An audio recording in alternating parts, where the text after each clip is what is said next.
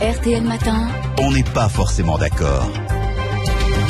8h17, on n'est pas forcément d'accord ce matin avec Éric Zemmour. Bonjour Éric. Bonjour. Alors à côté de l'arrivée d'un énorme groupe En Marche, celle d'un groupe d'une cinquantaine de députés MoDem, et l'autre nouveauté de cette Assemblée nationale sortie des urnes. Et oui, les trois mousquetaires étaient des Béarnais.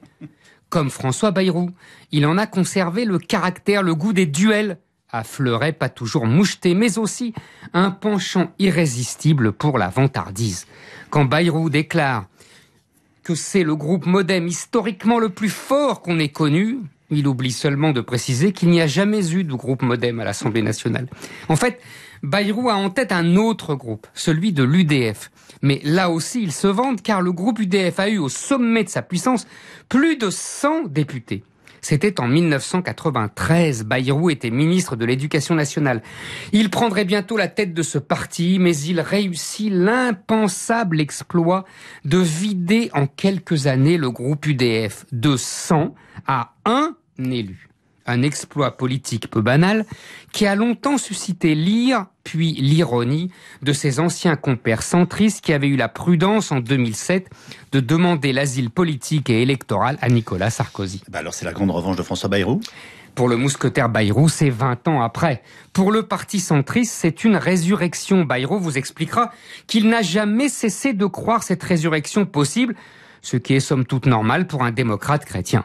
Ce retour en majesté des centristes à l'Assemblée sonne comme le retour du comte de Monte Cristo à Paris, encore un héros d'Alexandre Dumas.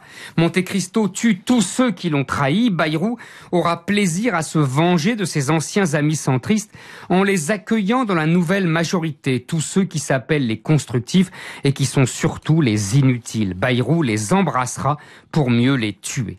Macron a réalisé le rêve qu'a porté Bayrou pendant 20 ans, celui d'une coalition mariant enfin le centre-droit et le centre-gauche. Ce que n'avait pas osé Jacques Delors dans les années 90 et ce qu'avait raté Giscard dans les années 70. Une France gouvernée au centre qui se fond dans une Europe fédérale. À l'époque, ce projet était trop en avance. Il y avait encore des gaullistes et des communistes qui résistaient. Les uns et les autres ont disparu. C'est pourquoi Macron a réussi là où Giscard et Bayrou ont échoué. Macron reprend le manche à l'endroit exact où Giscard l'a laissé il y a 40 ans.